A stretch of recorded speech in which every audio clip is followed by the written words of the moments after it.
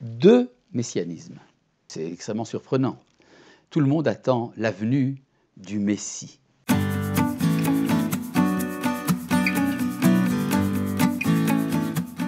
Pas seulement dans le judaïsme, il y a d'autres traditions parallèles aux nôtres qui parlent d'un sauveur, de celui qui doit amener la paix universelle, et tant de belles choses. Et on parle en général d'un Messie, un Mashiach, un sauveur. Et brusquement, nous trouvons dans la tradition d'Israël au moins deux. Celui qu'on appelle Mashiach ben Yosef, Messie joséphique, fils de Joseph, et Mashiach ben David, le Messie descendant du roi David. Et si on cherche un peu plus dans la littérature midrashique, on voit toutes sortes de Mashiach. Il y a par exemple des midrashim qui parlent d'un Mashiach issu de la tribu de Lévi, dans un livre publié comme par hasard à l'époque des rois Hashmonaïm qui étaient de la tribu de Lévi. Et il est également parfois question d'un certain Malki Tzedek. Parfois on parle même, disons, d'un Messie par tribu. Il y a à l'époque des juges dans la Bible, il est question des 12 tribus d'Israël et chaque tribu d'Israël a amené un sauveur à Israël. Donc si, à la limite, ça pourrait vouloir dire qu'il y a un libérateur pour chaque tribu d'Israël. On pourrait dire, si on va plus loin, l'enseignement de Manitou, qu'il y aurait un sauveur pour chaque famille en Israël. Et si on pousse cela à l'extrême, chacun a en lui son propre sauveur. Chacun peut être le Mashiach de lui-même. Ce n'est pas focalisé autour d'une personne. C'est très important parce que focaliser toute l'idée de rédemption, de libération autour d'une seule personne, c'est en fait quasiment la diviniser. C'est ça le piège du messianisme chez les cultes parallèles. Et donc, il y a dans la tradition juive toute une sorte d'organigramme, toute une sorte de stratégie messianique qui tourne autour de beaucoup de personnes. Alors évidemment, on va trouver finalement une personne qui va gérer tout cela. Le roi d'Israël, c'est celui qui recueille en lui toutes les formes de messianisme, y compris les messianismes qui ont échoué.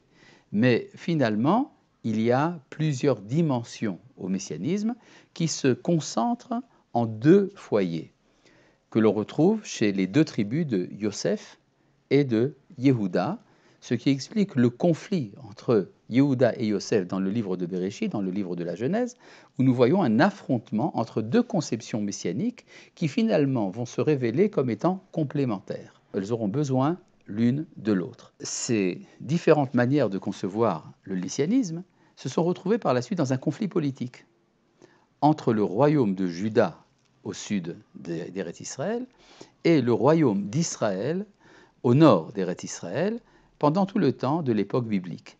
Effectivement, le royaume de Juda était dominé par la dynastie du roi David, qui est celle qui est porteuse du messianisme davidique, et puis celle du nord, qui a été concentrée autour de la tribu d'Éphraïm, fils de Joseph, et qui avait une conception du rôle d'Israël parmi les nations différente de celle de Juda. Maintenant, vous allez me dire, bon, tout ça c'est très joli, c'est de l'histoire ancienne, mais en quoi est-ce que cela concerne notre époque? Eh bien, cela arrive directement à un débat auquel a participé le Rav Kook au début du sionisme. En effet, lorsqu'est apparu le sionisme politique, celui d'Herzl, eh bien, ce sionisme politique qui parlait d'un retour d'Israël à sa terre en tant qu'État, en tant qu'entité politique, eh bien, ce projet a été porté essentiellement par des juifs laïcs, non religieux, les chilonim.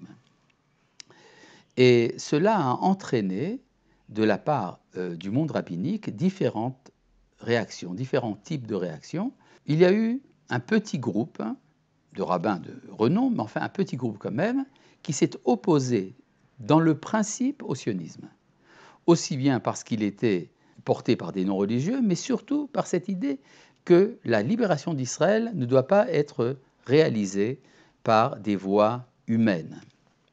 Par contre, il y a eu un petit groupe, à nouveau, de rabbins de très haute autorité, qui ont considéré que le sionisme était positif et qu'il fallait y participer, peu importe qui en étaient les porteurs. Ceux qui promouvent cette idée peuvent être des chilonim, peuvent être des religieux, cela n'a aucune importance, c'est la libération d'Israël. Et il y avait la majorité. Je parle ici des débuts du sionisme à la fin du XIXe siècle et au début du XXe. La majorité du monde rabbinique était dans la perplexité, ce qui veut dire qu'il n'était pas en mesure de prendre position.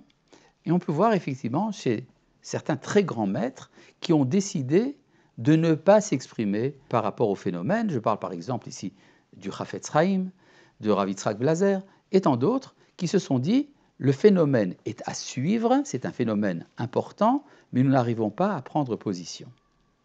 Et c'est là qu'intervient le Rav Kook. Le Rav Kook a été amené donc à analyser le phénomène du sionisme et à le diagnostiquer comme étant justement cette partie du messianisme que l'on appelle Mashiach ben Yosef, le messianisme joséphique. De quoi s'agit-il? Eh bien, comme toute chose, le peuple d'Israël a un corps et une âme.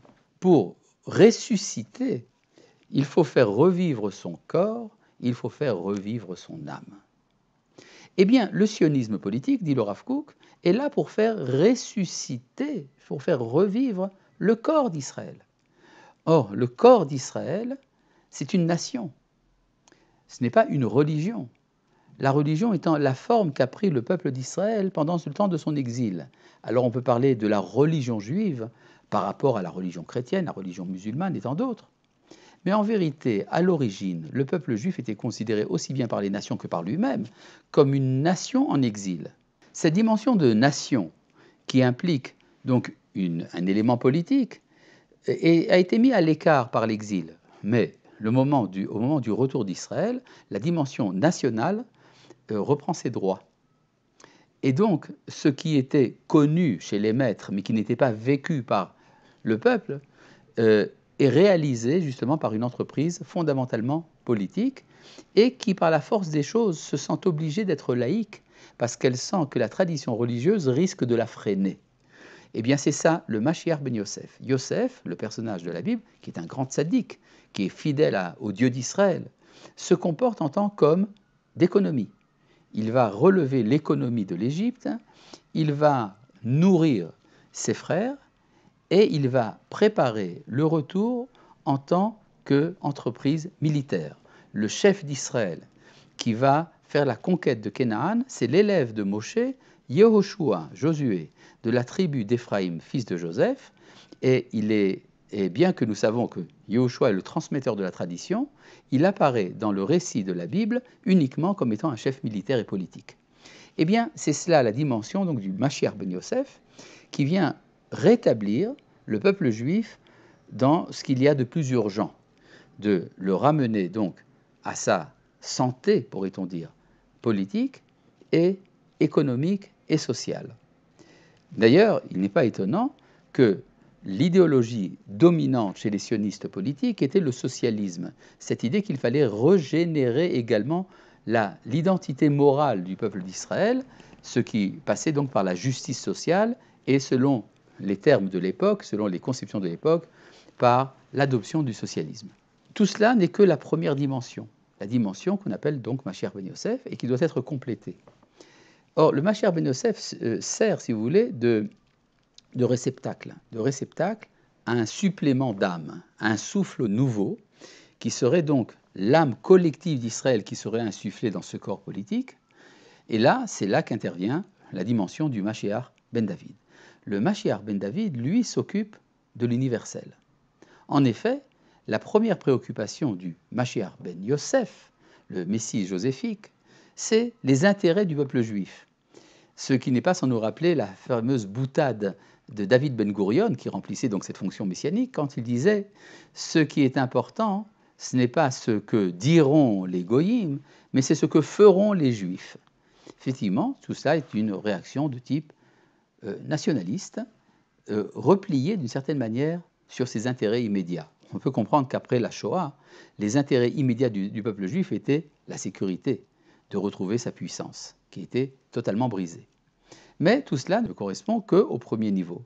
Le niveau du Mashiach ben David, le Messie davidique, il y a déjà une dimension plus mystique. C'est vrai, le Mashiach est un roi, c'est un chef politique, mais c'est un chef politique qui est déjà assuré d'une certaine manière de sa puissance. Et donc, il va entreprendre la dimension universelle. C'est le Mashiach ben David qui construit le Beth Amikdash, le réceptacle de la présence divine parmi les hommes, qui amène le retour de la prophétie, qui amène la paix universelle et donc la dominante de la morale dans l'humanité. Ça, c'est la deuxième dimension, Mashiach ben David et Mashiach ben Yosef. Alors, cela nous amène donc à une question de savoir quel type de pouvoir a le Mashiach. Il y a, dans le courant de l'histoire, une poussée démocratique.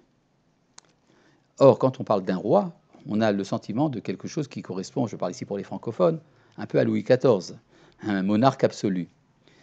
Et pourtant, nous trouvons dans la Guémara l'opinion d'un de nos maîtres, Rabbi Hillel, un des Amoraïm, qui a affirmé qu'il n'y aurait pas de Mashiach pour Israël. Alors ça veut dire quoi? Pas de Mashiach, Israël ne serait pas libéré, Israël ne serait pas rétabli, qu'à Dieu ne plaise. Évidemment pas. Il s'agit tout simplement dit Rashi, qu'Israël n'aura pas besoin de roi. Alors évidemment, le Talmud rejette l'opinion de Rabbi Hillel et dit, sur la base de versets, preuve à l'appui, qu'il y aura un roi en Israël. Mais, nous fait remarquer le Rav Kook, ce roi n'est pas forcément un roi absolu. Il peut être un roi qui délègue sa puissance au corps organisé.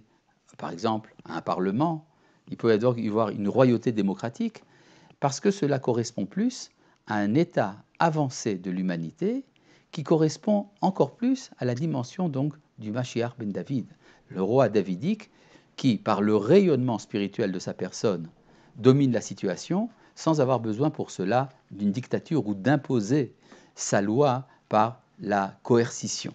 Cela donc revient également à une autre idée du Rav Kook que l'on retrouve dans son livre Oroth. Vous savez qu'il est question dans les textes talmudiques de la mort du Mashiach ben Yosef. Le Mashiach ben Yosef, si on reprend les Midrashim, tombe au combat à la guerre. Alors c'est quoi cette histoire du Mashiach ben Yosef qui tombe au combat à la guerre? Le Rav Kook nous dit cela veut dire qu'il y aura un affaiblissement de la dimension nationale étriquée.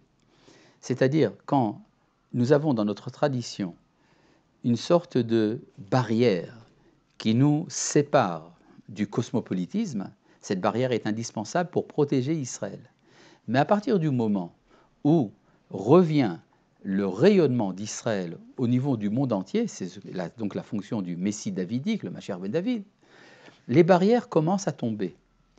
Et c'est là que on peut parler d'une sorte de mort au combat du Mashiach ben Yosef. Ce que nous comprenons, c'est que nous avons dans nos textes traditionnels toutes les données nécessaires pour juger des grands courants de l'histoire, en particulier ceux qui concernent le peuple juif directement et encore plus le retour d'Israël à sa terre. Shalom.